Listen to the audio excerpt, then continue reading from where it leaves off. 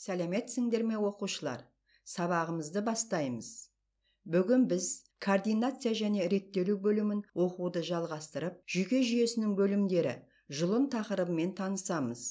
Оқулықта 37-ші тақырып. Жүйке жүйесінің қатысуынсыз мүшелер жұмысын үйлесімді бақылау мүмкін еместігі бүгінгі тақырыпта да көрініс табады. Ағзада жүретін әртүрлі үдерістер жүйке жүйесінің басқаруымен қалай және қандай мүшелер арқылы жүзеге асатынын одан әрі нақтырақ түсініп меңгеруге бүгінгі сабақтың мақсаты көмектеседі. Сабақ мақсаты жүйке жүйесі неге байланысты және қалай бөлінетінін түсініп айта білуді меңгеру, жұлынның құрылысы және жұлынның қызметтерін салыстыру.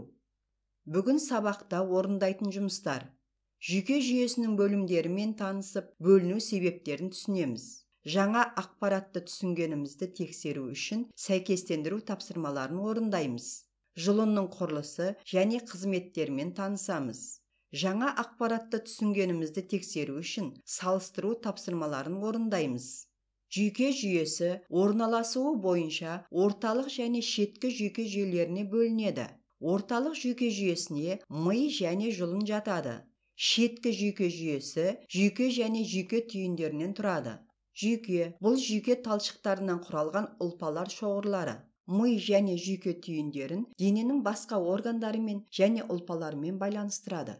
Жүйке түйіні бұл орталық жүйке жүйесінен тыс орналасқан және миды белгілі бір органдармен байланыстыратын электрлік импульстарды тасымалдау үшін өте маңызды функцияларды орындайтын нейрондық делінердің топтасуы.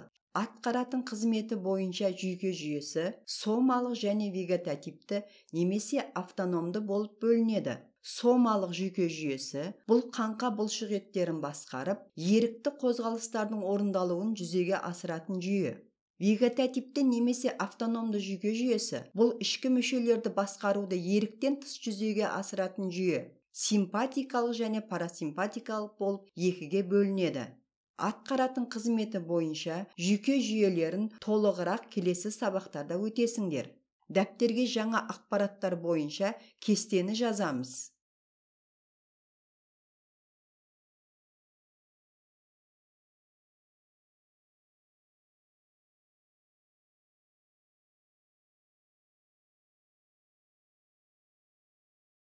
Осы алған жаңа ақпараттарды түсінгенімізді тексеру үшін сәйкестендіру тапсырмасын орындайық. Орталық және шеткі жүйке бөлімдеріне сәйкес мүшелерін сызықпен көрсетіңдер. Тапсырма дескрипторы.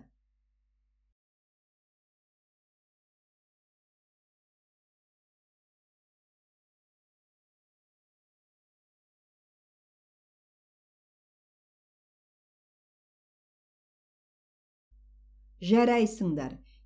Енді дұрыс жауаппен орындаған өз жауаптарыңды тексеріңдер.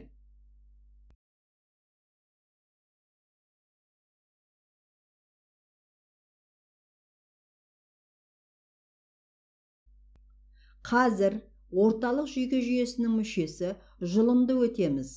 Ал миды келесі сабақта өтесіңдер. Жұлын бұл адам мен омыртқалы жануарлардың омыртқа жотасының ішінде орналасқан орталық жүйке жүйесінің бір бөлігі. Жұлынның құрылысымен танысайық. Ұзындығы 43-44 см, қалыңдығы 1 см, салмағы 30 граммға жуық болып келеді. Жұлын сыртынан 3 қабықшамен қоршалған және олар қорғаныш әрі тірек қызметін атқарады. Қабықшалар арасындағы кеңістікте жұлын ми сұйықтығымен толтырылған. Осы 3 қабықшамен сұйықтық мида да болады. Жұлынның алдыңғы және артқы сайшалары жұлынды екі тең симметриялы, оң және сол бөліктерге бөледі. Жұлын өзегі өтеді және жұлын сұйықтығына толы келеді.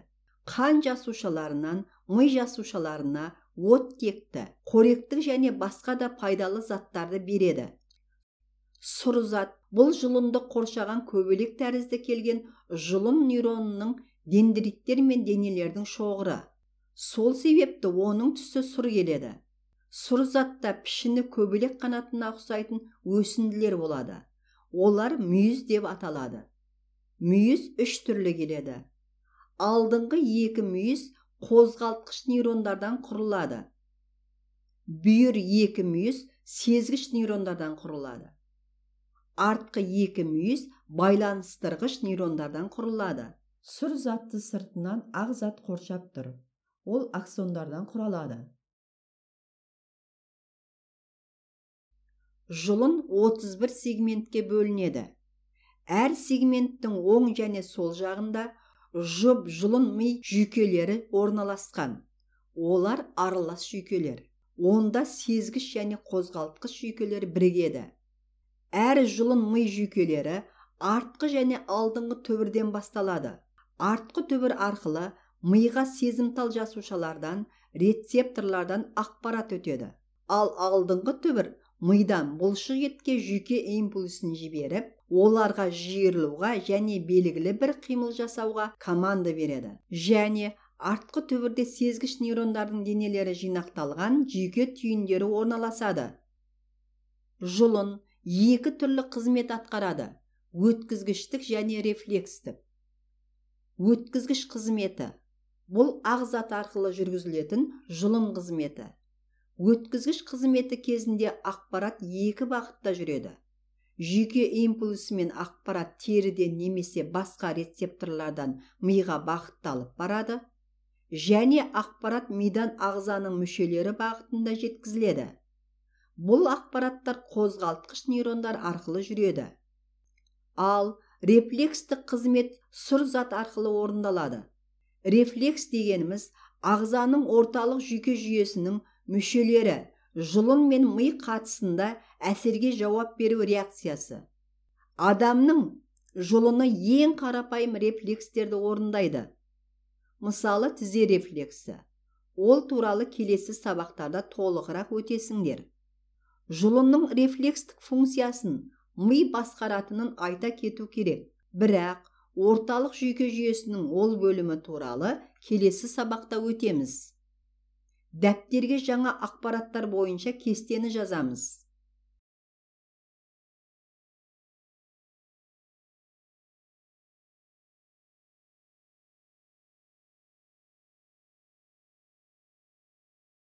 Жұлынның құрылысы мен қызметін дұрыс түсінгенімізді тапсырма орындап анықтайық. Тапсырма орындау үшін видеоға назар аударамыз. Видеода көрсетіліп жатқан жүгіру қозғалыстары жасалу кезінде дене мүшелерінде орналасқан шеткі жүйкелер мен ми арасындағы жүйке импульсін жұлынның қай қызметі өткізеді? Жұлынның екі қызметін салыстырып жауап беріңдер. Тапсырма дескрипторы.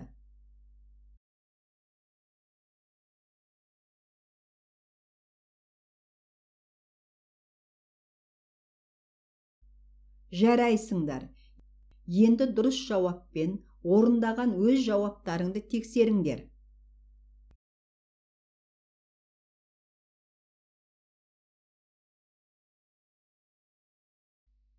Осы сұрақтарға жауап беріп, бүгінгі сабақтағы өз жұмыстарыңа баға беріңдер.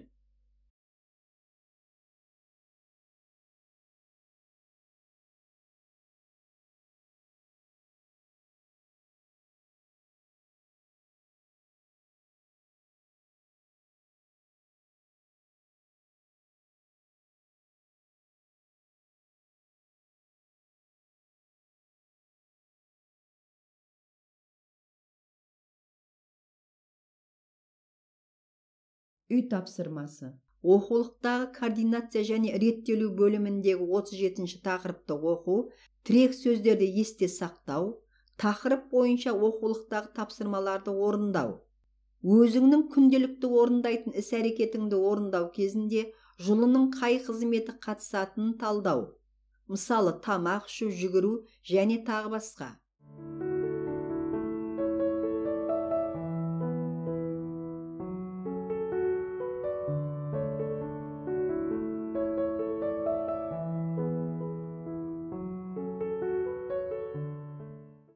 Осымен сабағымыз аяқталды.